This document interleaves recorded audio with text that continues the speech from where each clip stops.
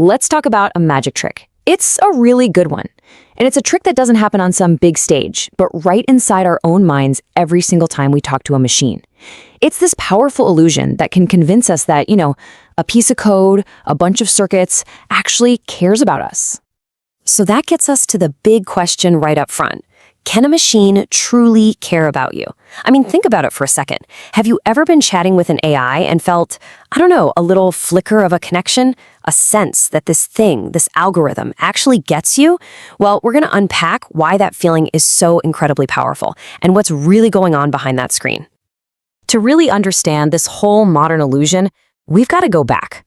Way back. We're talking the 1960s at MIT, where this brilliant professor named Joseph Weizenbaum created what you could honestly call the very first ghost in the machine. Now, what's so fascinating here is Weizenbaum's original goal. He wasn't trying to build a digital friend or some kind of caring companion. Not at all. He was actually trying to expose a gimmick. He wanted to show everyone just how ridiculously simple it was to create the illusion of a real conversation.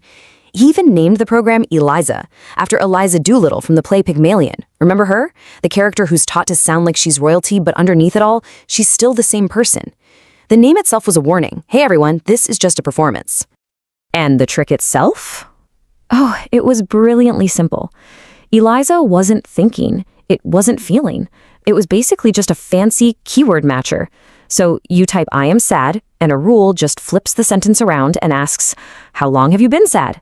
If it saw a word like mother, it would just pivot to a canned response like, tell me more about your family. And if it got totally lost, it had the perfect fallback. That's very interesting. It was a parrot, a mechanical parrot. But then, something happened that completely horrified its creator. People fell for it, and they fell for it hard. The most famous story is about Weizenbaum's own secretary. He let her try the program out, and after just a few minutes of typing back and forth, she turns to him, her boss, and asks him to please leave the room. She wanted privacy for her conversation with a computer program. It was getting too personal. Just think about that for a second. Weizenbaum was absolutely stunned. He later wrote about his shock, calling it powerful delusional thinking.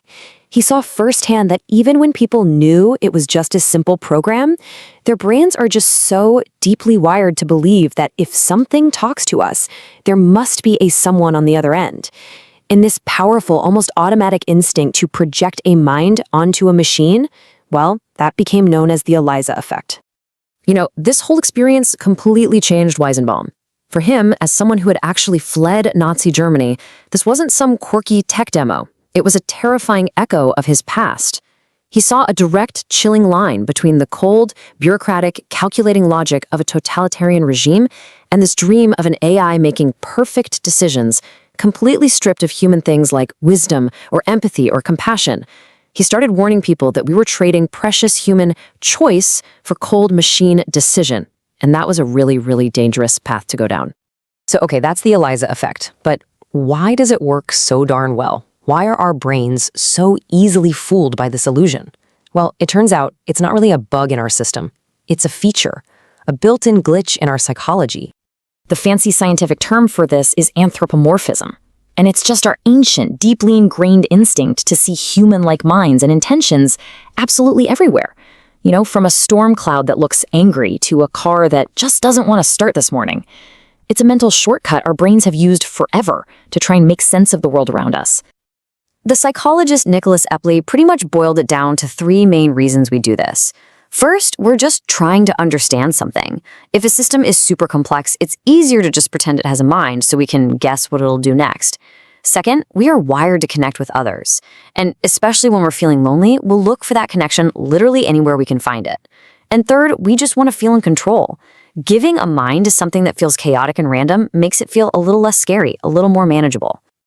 And here's where it gets kind of tricky, because this is not just some harmless quirk.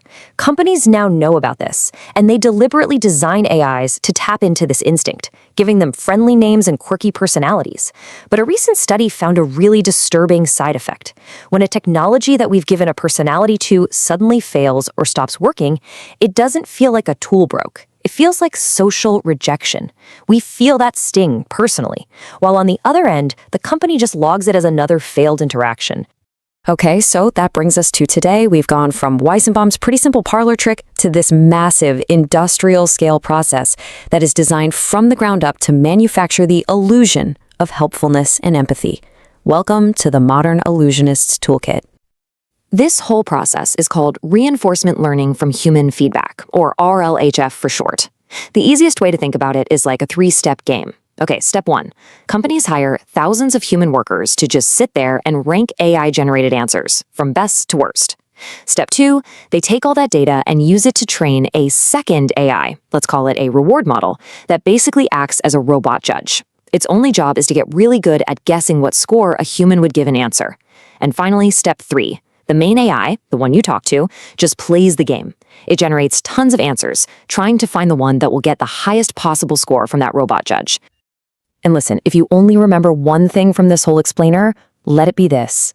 Helpfulness is not a feeling the AI has, it's not a desire to assist. It is just the name that we give to a high score in this massive computational game. The AI is performing helpfulness because it has learned that certain patterns of words are very likely to get it a high score from its robot judge. That's it. You know what else? This exact process is the direct cause of AI hallucinations. See, the AI isn't trying to be truthful. It's just trying to get that high score.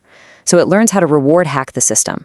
If it figures out that, hey, the human rankers really seem to like long, confident-sounding answers, it'll start spitting out answers that look like that, long and confident, even if it has to completely make up facts to do it.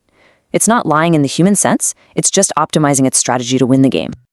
So if we know the AI is just performing, if we know the empathy is basically fake, does it even matter? I mean, if you feel better after talking to it, who cares if there's no one actually home? This, right here, is the central paradox we all have to face now. A fascinating study from 2024 really gets to the heart of this. Check this out. When doctors just rate AI-generated medical advice on paper, they actually rated it as being more empathetic than text written by human doctors. The AI could write a perfect empathy script, but, and this is a huge but, when real people had live, interactive conversations with that very same AI, they rated it as significantly less empathetic than a human. It's like this uncanny valley of empathy. It can mimic the words perfectly, but it just can't replicate that feeling of real connection. We can feel the hollowness. And it seems like the general public is instinctively picking up on this gap. A recent Pew Research poll found this deep skepticism. I mean, look at these numbers. Half of Americans think AI will actually make our relationships with each other worse. Only a tiny 5% think it'll improve them. The bottom line is pretty clear. A majority of people are now saying they are way more concerned than they are excited about where all this is headed. And that brings us right back to where we started, to this idea of the gilded cage. AI empathy offers us this perfect, flawless performance. It's always available, always patient, always saying the right thing. It's shiny and beautiful. But it's a trade-off, isn't it? We're being asked more and more to exchange the messy, complicated, difficult, but authentic connection we have with other human beings for this perfect, but ultimately hollow, performance of a machine. So the question I'll leave you with is a simple one. Is that a fair trade?